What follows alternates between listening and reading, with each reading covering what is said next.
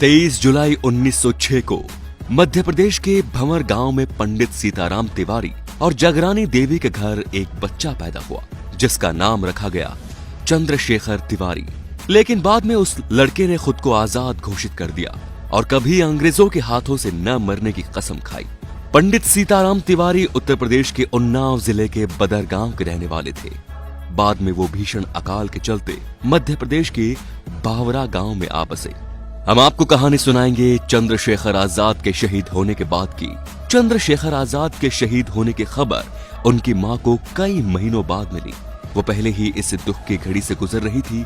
उस पर जब उन्हें ये पता चला कि उनका बेटा अब नहीं रहा तो पूरी तरह से टूट गई। बताते हैं कि चंद्रशेखर आजाद ने अपनी फरारी के करीब 5 साल बुंदेलखंड में गुजारे। इस दौरान वो ओरछा और झांसी में रहे। ओरछा में सरतहा नदी के किनारे गुफा के समीप कुटिया बनाकर वो 1.5 साल तक रहे।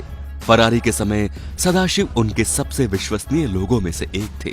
चंद्रशेखर आजाद उन्हें अपने साथ साथ उन्हें भावरा गांव ले आए और उन्हें अपने माता पिता से मिलवाया।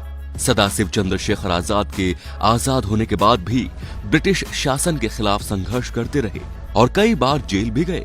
देश को अंग्रेजों से आजादी मिलने के बाद वो चंद्रशेखर आजाद की माता पिता का हाल चाल पूछने उनके गांव गए, जहां उन्हें पता चला कि चंद्रशेखर आजाद की शहादत के कुछ साल बाद उनके पिता का भी देहांत हो गया।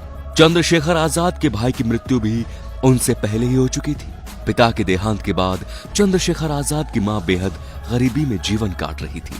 गरीबी के बावजूद उन्होंने कभी किसी के आगे हाथ नहीं फैलाए। वो जंगल से लकड़ियां काट कर लाती और उनको बेचकर ज्वार बाजरा खरीदती। भूख लगने पर ज्वार बाजरा का घोल बनाकर पी लेती।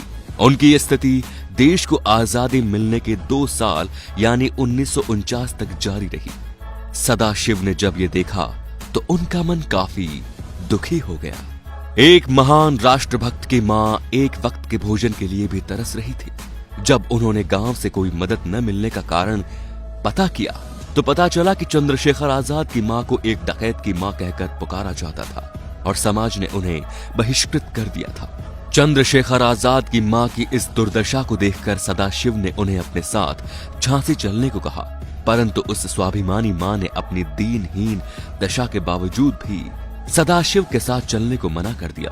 तब चंद्रशेखर आजाद को अपने दिए गए एक वचन का वास्ता देकर सदाशिव जी उन्हें अपने साथ झांसी ले गए। सदाशिव की स्वयं की स्थिति भी बहुत ही खराब थी। उनका घर बहुत ही छोटा था, अतः चंद्रशेखर आजाद के एक अन्य मित्र भगवान दास महोर के घर पर आजाद की माता का रहने का प्रबंध किया और अपने जीवन के अंतिम क्षणों तक वो वहीं रही। मार्च 1949 में जब चंद्रशेखर आजाद की मां जगरानी देवी का झांसी में निधन हुआ, तब सदाशिव जी ने उनका सम्मान अपनी मां के समान करते हुए उनका अंतिम संस्कार अपने हाथों से किया। अपनी अत्यधिक खराब स्थिति होने के बावजूद सदाशिव ने चंद्रशेखर आजाद को दिए गए अपने वचन के अनुरूप चंद्रशेखर आजाद की माता को अनेक तीर्थ स्थानों के दर्शन भी करवाए। यहां से प्रारंभ होता है वो काला अध्याय जो भारतीय राजनीति के उस भयाभर शेरे को प्रदर्शित करता है, जिसमें रोम रोम में चंद्रशेखर आजाद के प्रति केवल जहर ही भरा हुआ था।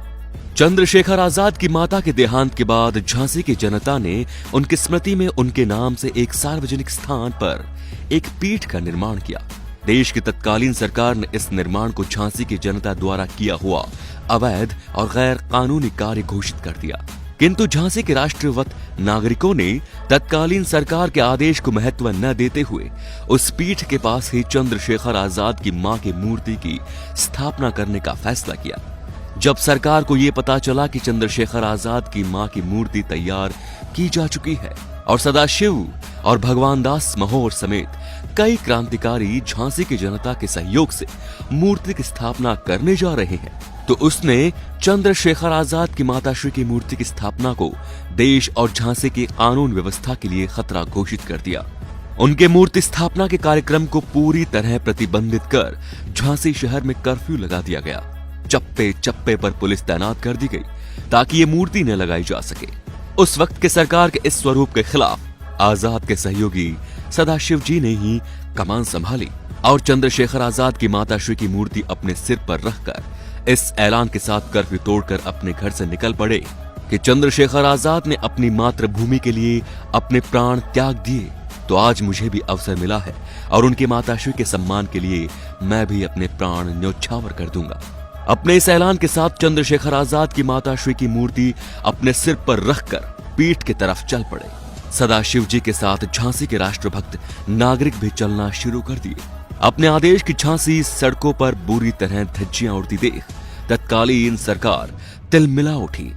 अपनी पुलिस को सदाशिव जी को गोली मारने का आदेश दे डाला, किंतु चंद्रशेखर आजाद की माताश्री की प्रतिमा को अपने सिर पर रखकर बढ़ रहे थे।